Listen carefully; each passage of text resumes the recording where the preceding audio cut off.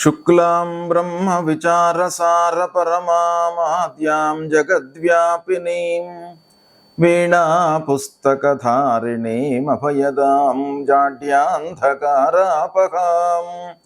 హస్తే స్ఫాటికమాలికాం విదదతీం పద్మాసనే సంస్థితాం వందే తాం పరమేశ్వరీం భగవతీం బుద్ధిప్రదాం శారదాం. శ్రీ మహాగణాధిపతయే నమః. శ్రీ మహాసరస్వత్యై నమః. శ్రీ గురుభ్యో నమః.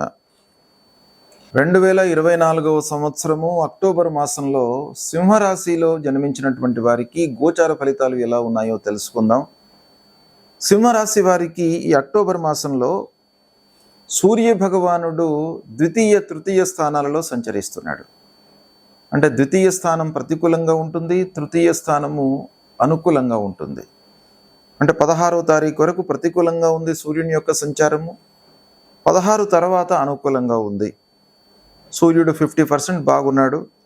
ఇక కుజుడు 11వ స్థానంలో సంచరిస్తున్నాడు. ప్రారంభంలో అంటే 20వ తారీఖు వరకు 11వ స్థానంలో సంచరిస్తున్నాడు. తదనంతరం ద్వాదశ స్థానంలోకి ప్రవేశిస్తున్నాడు.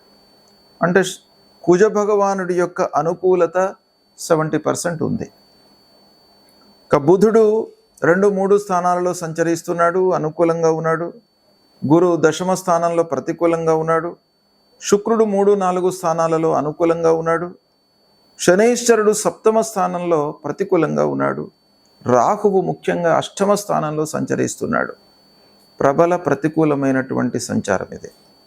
కేతువు 2వ స్థానంలో ప్రతికూలంగా సంచరిస్తున్నాడు. ఈ విధంగా గ్రహస్థితి ఉంది. తద్వారా ఈ స్థానాలలో సంచరిస్తున్నారు.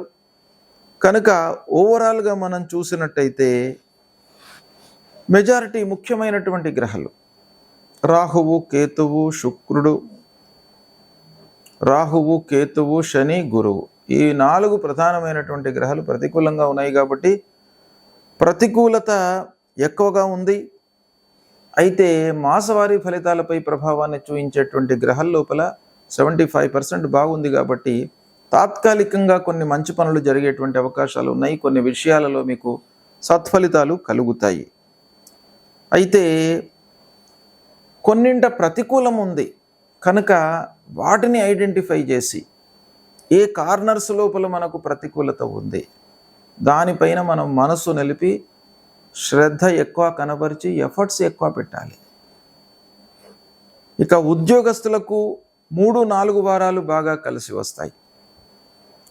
1-2 వారాలు కొంత ఇబ్బందికరంగా ఉంది.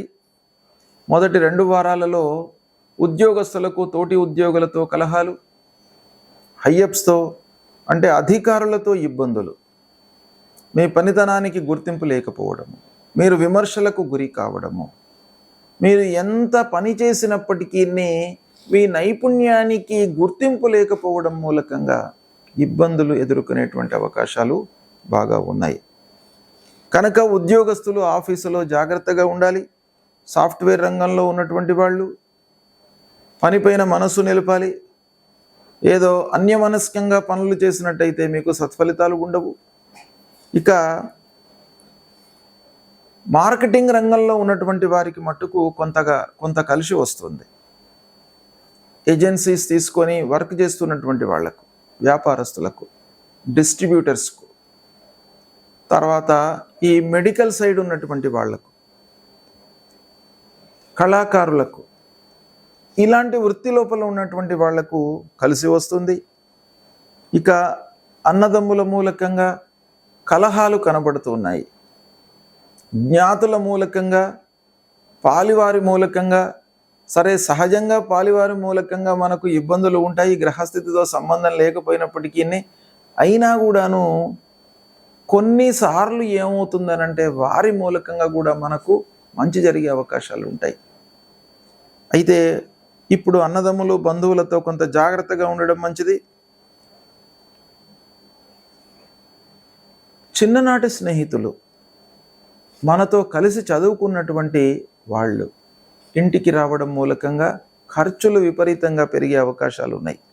అంటే వాళ్ళను సంతృప్తిపరచడానికి కానివ్వండి, వాళ్ళతో మీరు సమయాన్ని వెచ్చించడం మూలకంగా కానివ్వండి, డబ్బు వృధా అయ్యేటువంటి అవకాశాలు బాగా కనబడుతున్నాయి. ఇక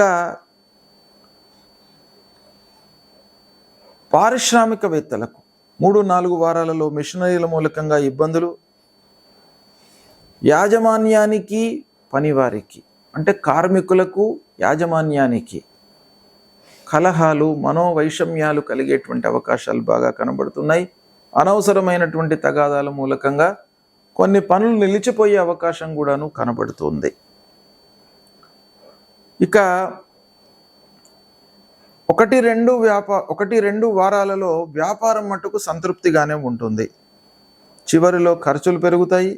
ఖర్చుల మూలకంగా కొన్ని పనులు వెనుకబడిపోతాయి. ఎందుకంటే ఖర్చులు పెరగడం మూలకంగా మన చేతిలో డబ్బు ఉండదు. ముఖ్యమైనటువంటి పనులు చేయాలి అనేటువంటి సమయం లోపల చేతిలో డబ్బు లేకపోవడం మూలకంగా అవి మనకు వాయిదా వేసుకోవాల్సినటువంటి పరిస్థితులు ఏర్పడుతుంది.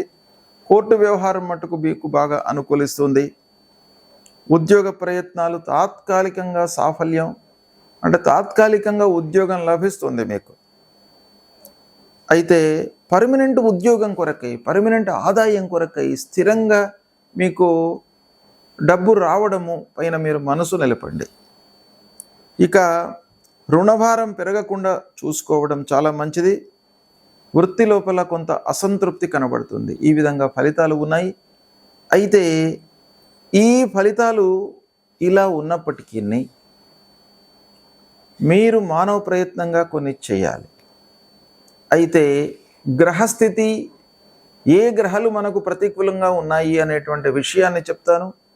వాటికి సంబంధించినటువంటి విషయాలపై మీరు మనసు నిలపాలి, ఎఫర్ట్స్ ఎక్కువ పెట్టాలి. భగవంతుడి యొక్క అనుగ్రహం కొరకై మనం పరిహారాలు, పారాయణాలు, స్తోత్ర పారాయణాలు, దేవాలయానికి వెళ్ళడము ఇలాంటివి చేసుకున్నట్టయితే మీకు తప్పకుండా మంచి కలుగుతుంది. అయితే అష్టమ స్థానంలో రాహు ఉన్నాడు. ప్రప్రథమంగా మీరు రాహువును సంతృప్తి పరుచుకోవాలి. అంటే రాహు ప్రీత్యర్థమై రాహు జపం చేసుకోండి. మూలమంత్రం అర్ధకాయం మహావీర్యం చంద్రాదిత్య విమర్దనం సింహికా గర్భ సంభూతం తం రాహుం ప్రణమామ్యహం అనేటువంటి మూలమంత్రాన్ని ప్రతినిత్యం కూడాను చదువుకోండి. దుర్గామాత దేవాలయానికి వెళ్ళండి. అమ్మవారు మిమ్మల్ని అనుగ్రహిస్తారు.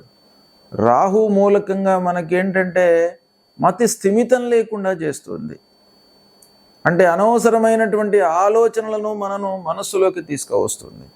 తద్వారా మనం చేయవలసినటువంటి పనులపై మనం మనస్సు నిలపలేము. ఇలాంటివి ఈ రాహు మూలకంగా మనకు కలిగే అవకాశాలు ఉంటాయి. కాబట్టి రాహువు యొక్క అనుకూలత కొరకు అమ్మవారిని మీరు పూజించండి. రెండవది శని భగవానుడు. ఆంజనేయ స్వామి దేవాలయానికి వెళ్ళండి, నవగ్రహ దేవాలయానికి వెళ్ళండి. నీలాంజన సమాభాసం రవిపుత్రం యమాగ్రజం ఛాయా మార్తాండ సంభూతం తన్నమామి శనైశ్చరం అనేటువంటి మూలమంత్రాన్ని జపించుకోండి. ముఖ్యంగా గురు భగవానుడు దశమ స్థానంలో సంచరిస్తున్నాడు. ఈ గురు భగవానుడు దశమ స్థానంలో సంచరించడం మూలకంగా ఏమవుతుంది, మనకు వృత్తిపరమైనటువంటి సమస్యలు వచ్చే అవకాశాలు ఉంటాయి.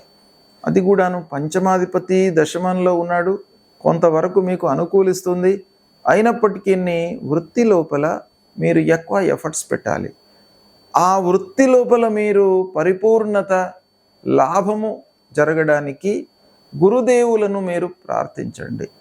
తల్లిదండ్రులను మీరు పూజించండి. తల్లిదండ్రులకు ప్రథమంగా మీరు సపర్యలు చేయండి. తద్వారా మీకు ఏమవుతుంది, ఆ తల్లిదండ్రులు ప్రథమ గురువులు గనక వారి యొక్క అనుగ్రహం మీకు లభిస్తుంది.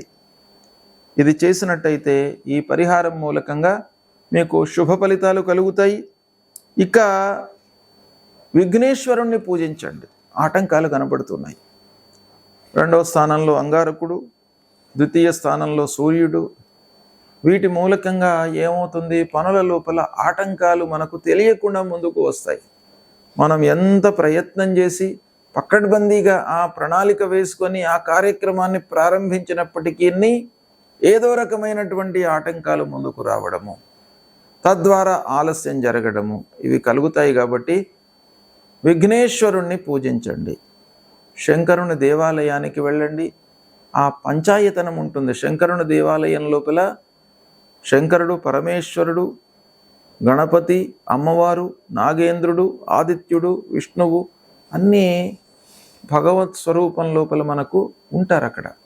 కాబట్టి మీరు శివాలయానికి వెళ్ళినట్టయితే ఈ రాహువు, శని, గురువుకు సంబంధించినటువంటి పరిహారం మీకు కలుగుతుంది. భగవంతుడి యొక్క అనుగ్రహము మీకు కలుగుతుంది. తద్వారా మీకు శుభ ఫలితాలు కలుగుతాయి. శుభం.